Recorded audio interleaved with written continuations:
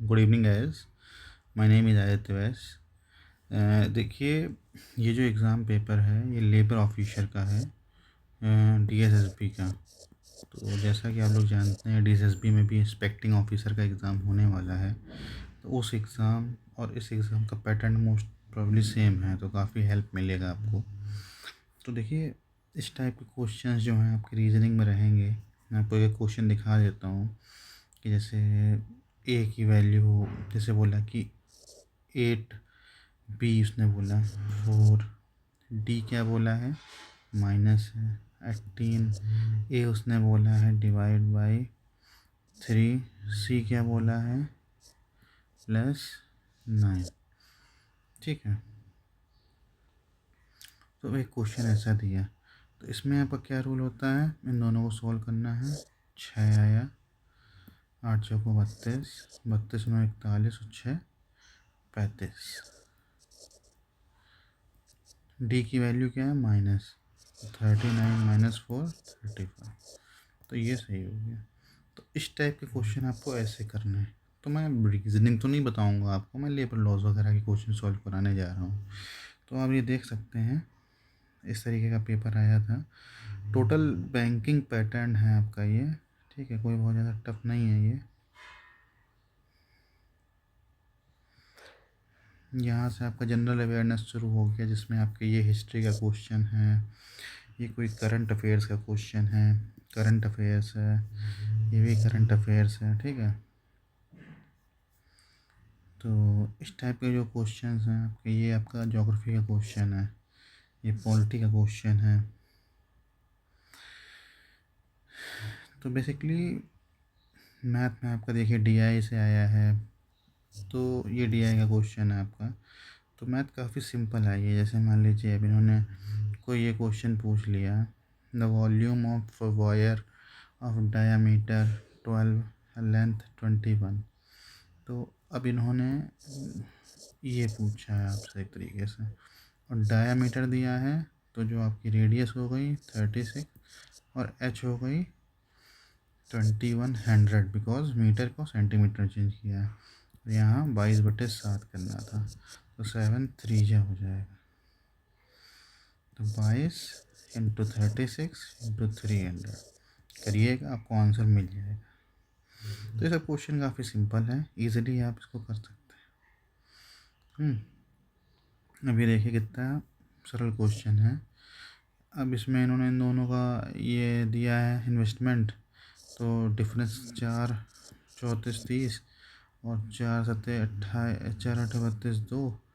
और इसको जब आप सॉल्व करेंगे तो बेसिकली आपको समझ में आ जाएगा कि कीर्ति एंड पायल ने जब इतना अमाउंट इन्वेस्ट किया तो उनका प्रॉफिट इतना था। ठीक है, और बेसिकली तो इसका मतलब क्या है कि इन दोनों का जो सम होगा 7 3 10 बराबर 34 30। तो एक की वैल्यू हो गई 343। तो अब इनको डिफरेंस निकालना है, तो 4 का मल्टीप्लाई, 4 3 12 2 1 4 चौको 16 1 17 और 4 3 सिंपल, कुछ करना ही नहीं है इसमें। ठीक है,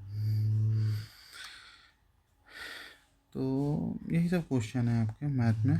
मैथ भी काफ़ी सिंपल है, इंग्लिश सबसे ज़्यादा सिंपल आती है। तो मैं सीधे जो आपका लेबर लॉ वाला पार्ट है उससे स्टार्ट करूँगा। ये आ गया है आपका लेबर लॉ का पार्ट। ठीक है, हिंदी भी आई है इसमें। देखिए, यहाँ से स्टार्ट करते हैं। Which theory of labour welfare emphasise the welfare measures are essential to maintain industrial peace. तो आपको ये वर्ड पकड़ना है, इंडस्ट्रियल पीस।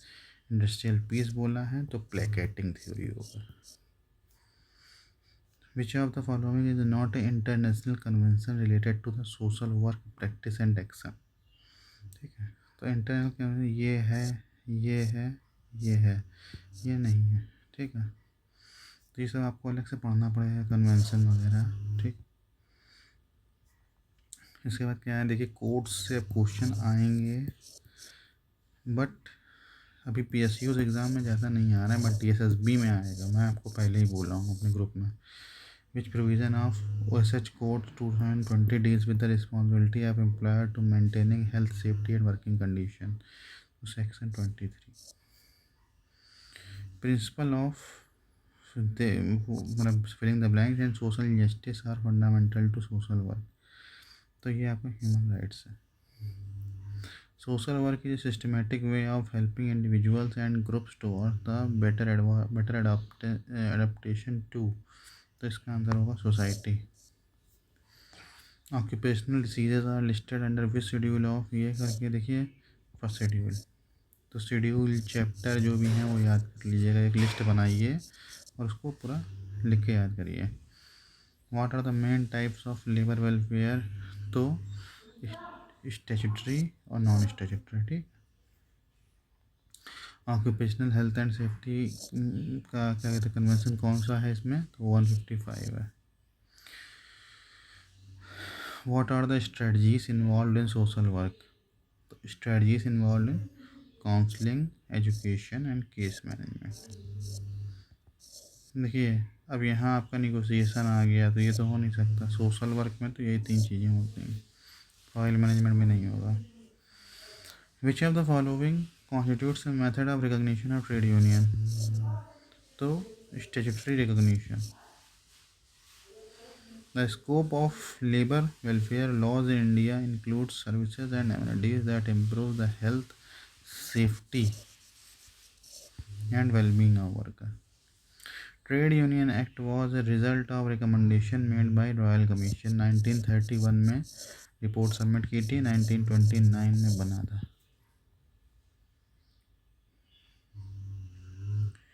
रॉयल कमीशन से 1931 में ही बना था sir.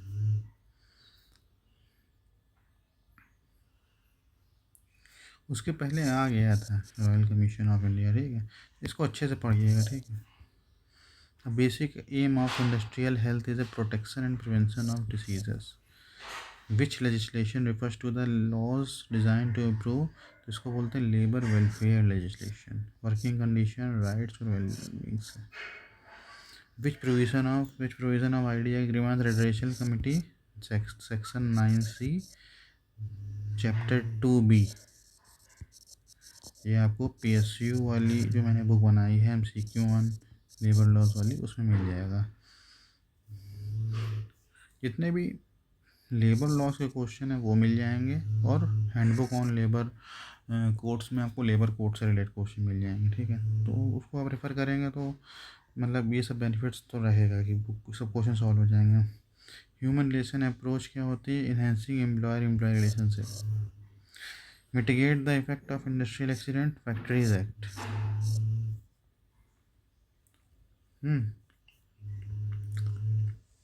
Which of the following regions amounted to the evolution of to protect the interest of laborers? Which ethical theories in social work emphasize duty and adherence to rules over consequences? तो उसको बोलते हैं डियंटोलॉजी, ठीक है। Among the following conventions, which is the ILO Social Security Convention? The Social Security Minimum Standard Convention 1952, ये है, ठीक है। अब discipline 2, identify the effect of an industrial dispute is society from the following. तो इफेक्ट ऑफ इंडस्ट्रियल डिस्प्यूट क्या होता है, loss of production, income and employment. अगर लॉकआउट वगैरह हो गया, ये सब चीज़ें।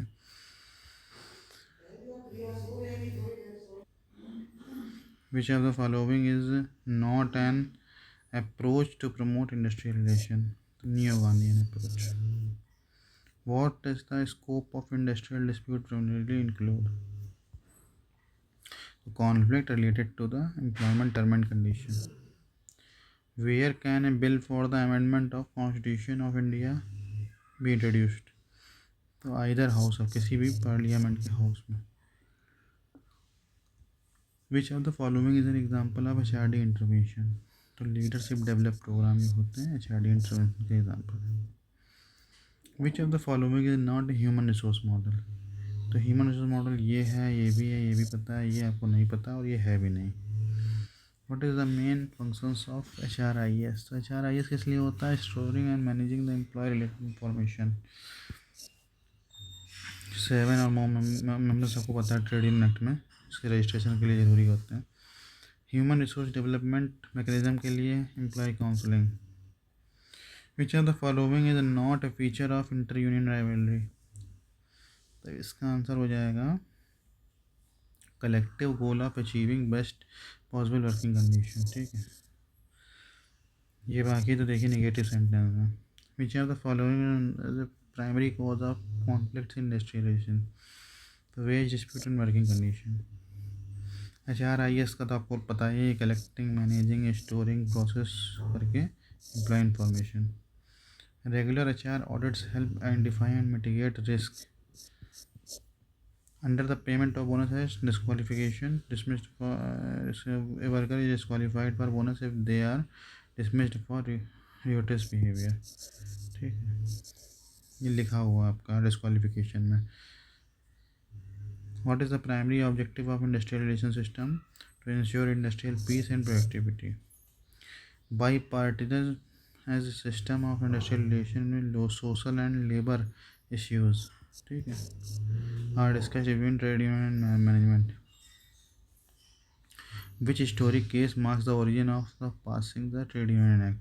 तो एक बकिंघम मिल केस है, वो आपका हिस्टोरिक केस।